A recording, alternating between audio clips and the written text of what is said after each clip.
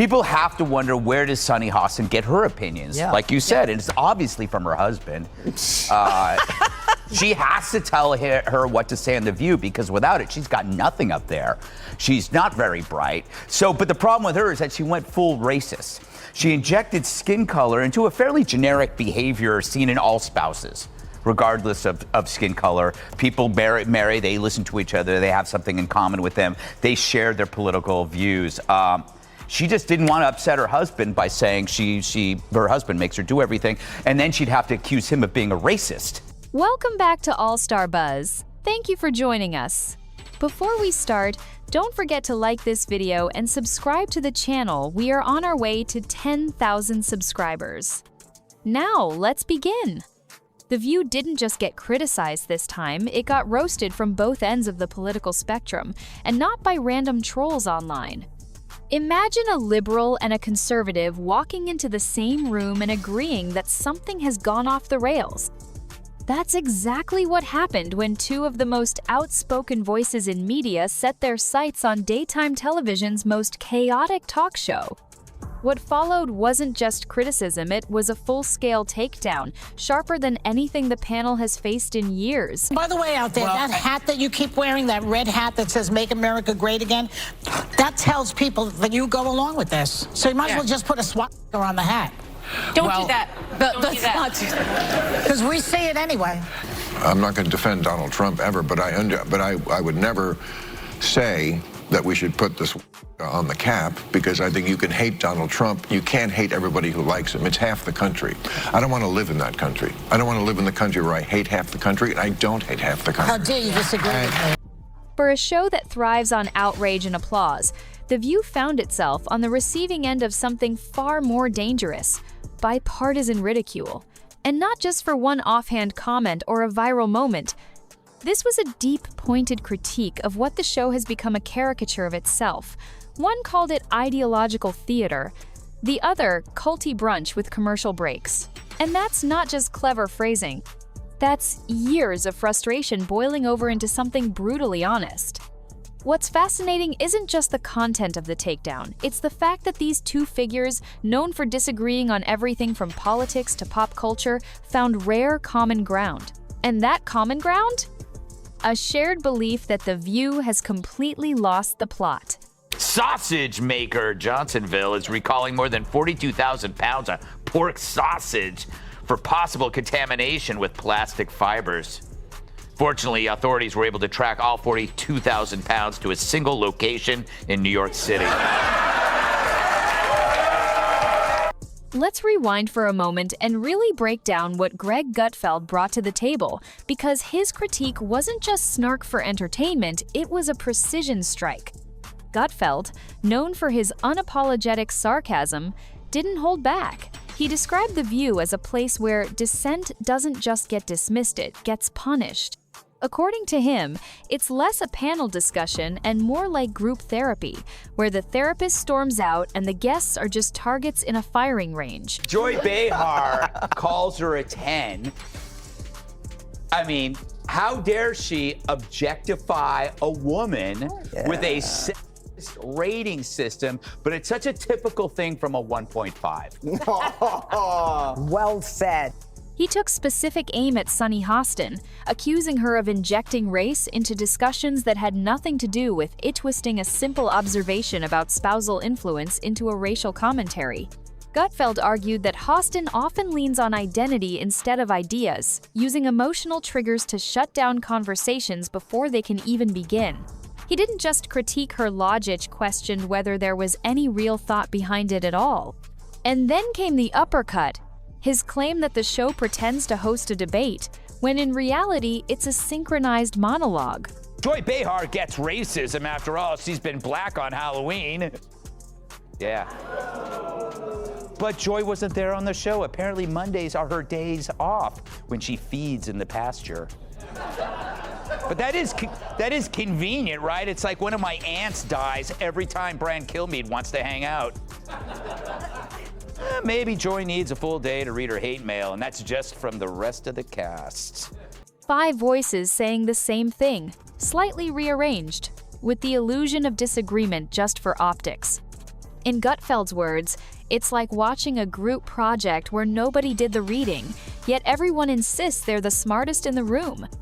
He painted The View as a space where facts take a backseat to feelings, and truth is just a casualty of the performance. Did I watch a whole episode of The View? No woman can do that unless you're stupid. But I have a job. Here's the thing. How can they call themselves progressives when they keep saying that nothing has progressed? Then it's on them.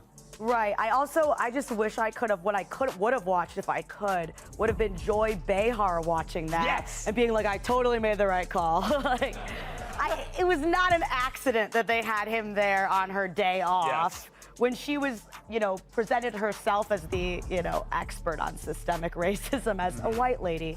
Well, she had that one Halloween where she went as Diana Ross and she felt she was treated differently. Then came Bill Maher walking straight into the fire with that familiar mix of wit, frustration, and no-nonsense honesty.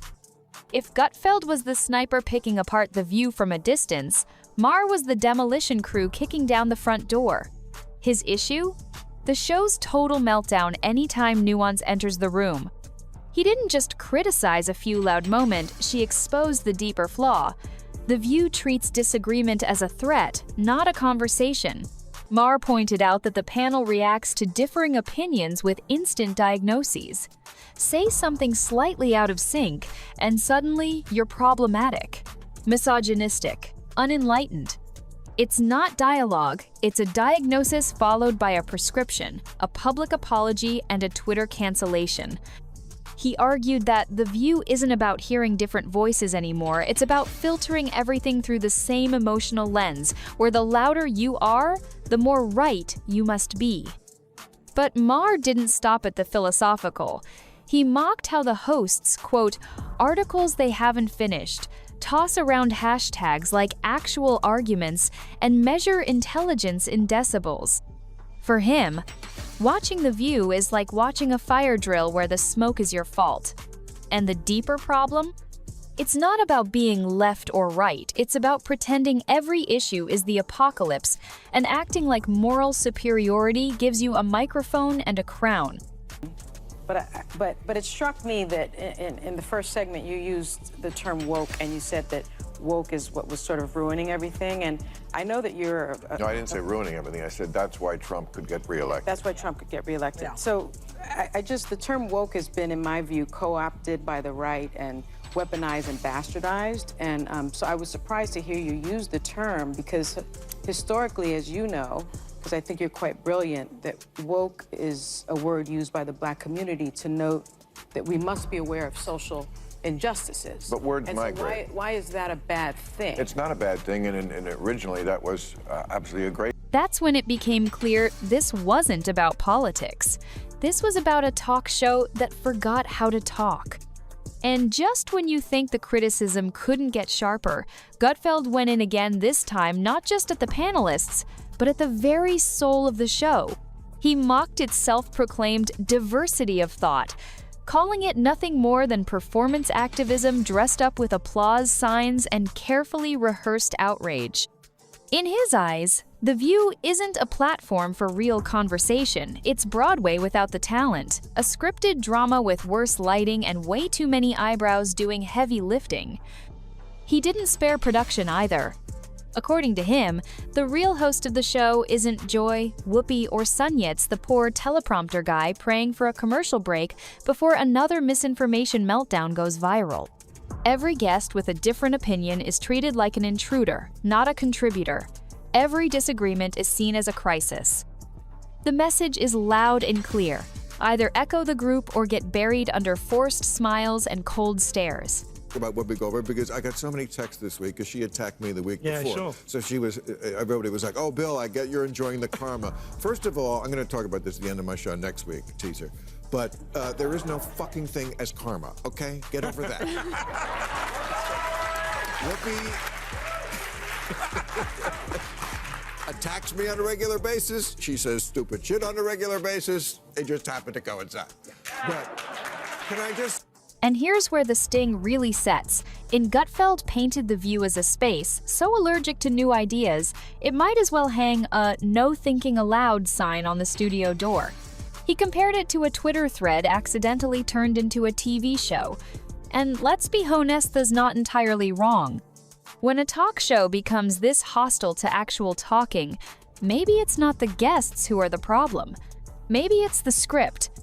Then came the moment that really drove it home when both Gutfeld and Maher, despite being on opposite ends of nearly every political spectrum, agreed. The View isn't just flawed, it's broken. They saw it for what it had become, a space so wrapped in self-congratulation, it now operates in a separate reality.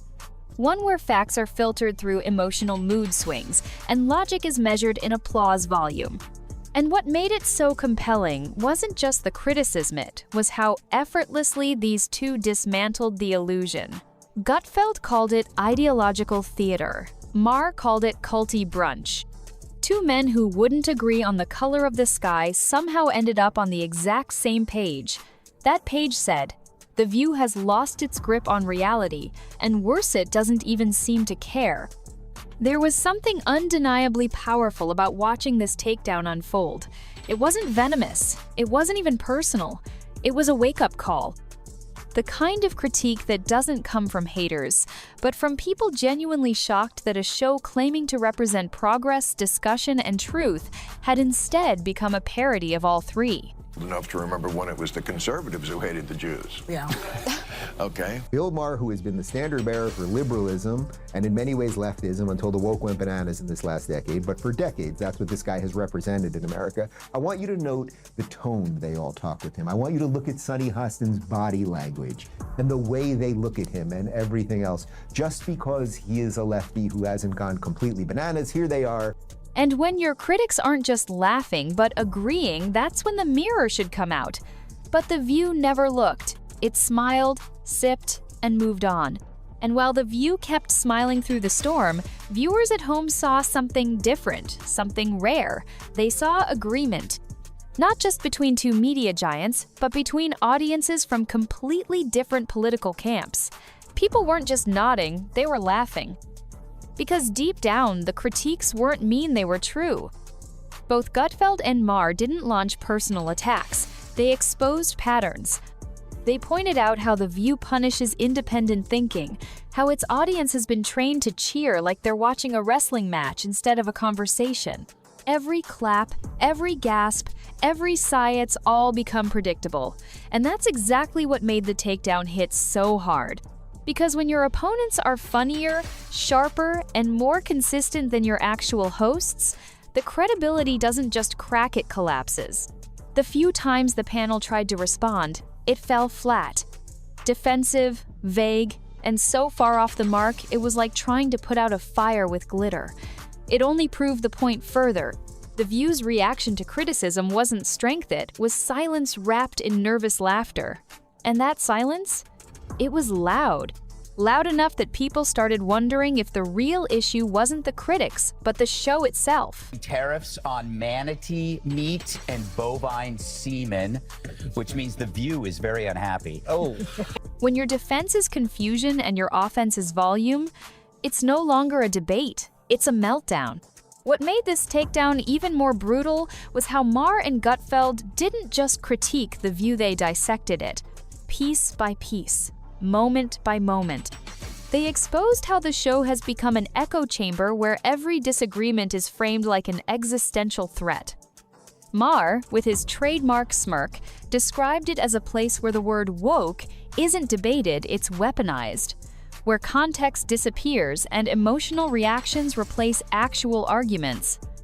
There was a particular moment when Sunny Hostin tried to lecture Maher on the origins of the word woke, and the entire exchange felt less like a discussion and more like a classroom where the student was trying to school the teacher. Well, I had a different question, but it struck me that in the first segment you used the term woke, and you said that woke is what was sort of ruining everything. And I know that you're No, I didn't say ruining everything. I said that's why Trump could get reelected. That's why Trump could get reelected. Yeah. So the term woke has been, in my view, co-opted by the right and weaponized and and so I was surprised to hear you use the term, because historically, as you know, because I think you're quite brilliant, that woke is a word used by the Black community to note that we must be aware of social injustices. But words and so migrate. why is that a bad thing? It's not a bad thing, and originally that was absolutely a great thing. Maher wasn't having it. He reminded the audience that disagreement doesn't mean disrespect. But on The View, any deviation from the groupthink isn't just challenged, it's labeled. He pointed out how the hosts speak in hashtags, quote, half-read articles, and confuse loud opinions with strong ones. And again, this wasn't rage, it was disappointment. Like watching a show that once stood for something drift so far into its own bubble that even people who once agreed with its values are now shaking their heads. When Maher, a man who used to be the gold standard for left-wing commentary, starts asking if this is still entertainment or just tribal theater, you know something's gone seriously wrong. And just when you thought they'd said it all, Gutfeld hit back with another level of critique, this time aimed at how The View treats its guests. According to him, the show doesn't invite people to talk. It summons them to confess. If you walk in with a different perspective, you're not joining a conversation, you're entering a courtroom where the verdict's already decided. He described how conservative voices are treated not as fellow Americans with differing ideas, but as ideological intruders to be silenced or shamed. And even when the show claims to be inclusive, the atmosphere is anything but. Gutfeld mocked the so-called welcoming energy of the panel, saying it had the warmth of an Arctic blizzard. Every conservative who walks on that set is met not with curiosity, but with a trap. His sharpest point? That The View isn't really a talk show anymore, it's a form of televised activism, scripted outrage wrapped in coffee mugs and curated applause. It's performance over principle. And for anyone watching closely, it's become obvious that the show doesn't want different viewers, it wants easy villains. The only problem is, when the audience starts to see through the act, the drama doesn't land the same way. It starts to look like what it really is, a play with no plot and actors who all forgot their lines. And then came the moment that said more than any headline could. The View didn't clap back with strength or substance. There were no thoughtful rebuttals, no real counter-arguments, just tight smiles, a few awkward segues, and a whole lot of pretending like nothing happened. It was the silence that echoed loudest, as if someone had dropped a mirror on the table and no one wanted to look into it. But the internet looked, viewers noticed. Clips of Gutfeld and Maher's critiques went viral, and the response wasn't outrage, it was applause. Not because people love to see someone get roasted, but because the roast revealed a truth that had been simmering for years. The View had become the very thing it claimed to fight against, out of touch, unchallenged, and deeply uncomfortable with real dialogue. The irony? This show, which built its brand on tough conversations, couldn't handle two outsiders delivering the most honest conversation it's had in years. Gutfeld and Maher didn't throw tantrums, they threw facts. They didn't storm the gates, they held up a mirror. And instead of rising to the occasion, The View ducked under the table and hoped the ratings wouldn't notice. But everyone noticed. Because when critics from opposing sides say the same thing, and say it with clarity, humor, and insight, it's not just a takedown. It's a truth bomb that leaves a mark. And that truth bomb didn't just crack the foundation, it revealed what The View has slowly become, a space where real conversation goes to die. Gutfeld and Maher, who could spend hours arguing about nearly anything else, suddenly stood shoulder to shoulder, shaking their heads at the same target, and that alone spoke volumes. Their message was simple. Disagreement isn't dangerous, it's democracy. The View, once a platform for diverse perspectives, now trades curiosity for clicks and dialogue for dramatics. Instead of inviting challenge, it dodges it. Instead of leaning into uncomfortable truths, it clings to safe outrage. And when people like Gutfeld and Maher are the ones making the most reasonable points in the room, that should be a serious red flag. They weren't calling for cancellation. They weren't saying shut the show down. They were saying wake up, invite voices that challenge you, let the debate actually breathe. Because when a talk show starts fearing actual talk, what's left? Look tantalizing. You know, I make fun of The View a lot, But that's only because they keep talking. Because COVID also taught Sunny Hostin how to get her groceries delivered. About 3 years, that's when I discovered Instacart, and I give them a big tip because they don't always pay their people well, and it's so that's been an issue, I think, for the company. But man, you can get toiletries, you can get fire logs. Fire logs? She had to tell the audience that she tips big because even she knows she sounds insufferable. Just noise. Predictable, recycled noise. Dressed up in moral superiority and sold as progress. What's wild is that this wasn't even personal. Maher had once shared values with the show's ideals. Gutfeld had always been a foil, but even foils have limits.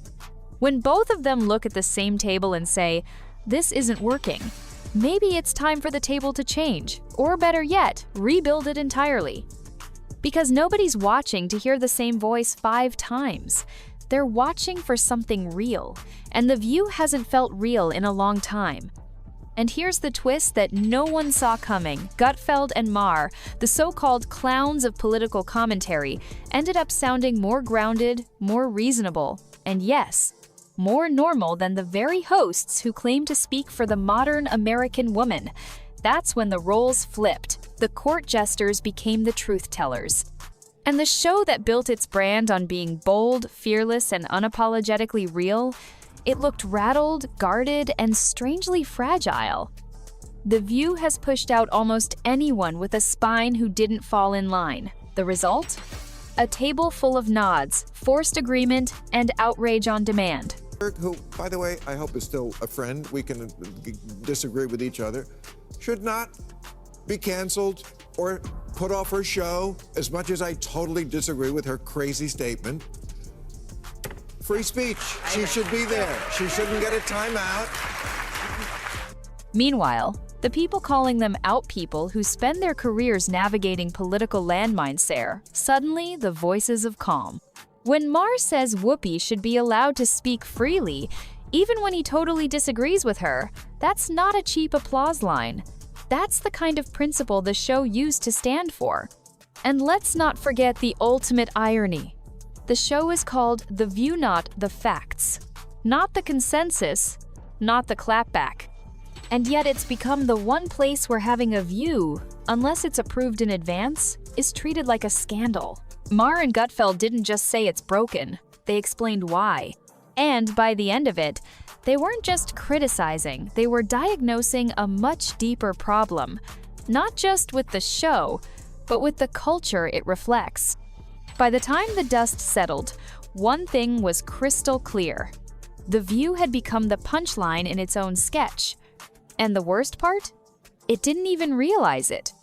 Gutfeld and Maher didn't need to scream, didn't need to stage an ambush. All they did was speak with clarity, drop a few sarcastic truths, and hold the mirror up high. What reflected back wasn't a bold, trailblazing talk show.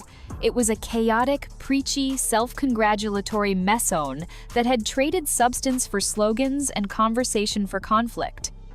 And the audience saw it. People from both sides of the aisle laughed not because it was cruel, but because it was true. The View, once a platform that aimed to represent a spectrum of voices, had become the loudest voice in its own echo chamber. Predictable, repetitive, flailing for relevance. It wasn't a conversation anymore, it was a performance. And not a good one. So here's the punchline. If The View really wants to recover, to be taken seriously again, it needs to invite dissent not just as a guest, but as a co-host. Let Gutfeld and Maher sit at that table. Watch the tension rise. Watch the narrative crack. Because real dialogue isn't polished, it's uncomfortable, unpredictable, and honest. And if The View can't handle that, then maybe it's time to stop calling it The View at all.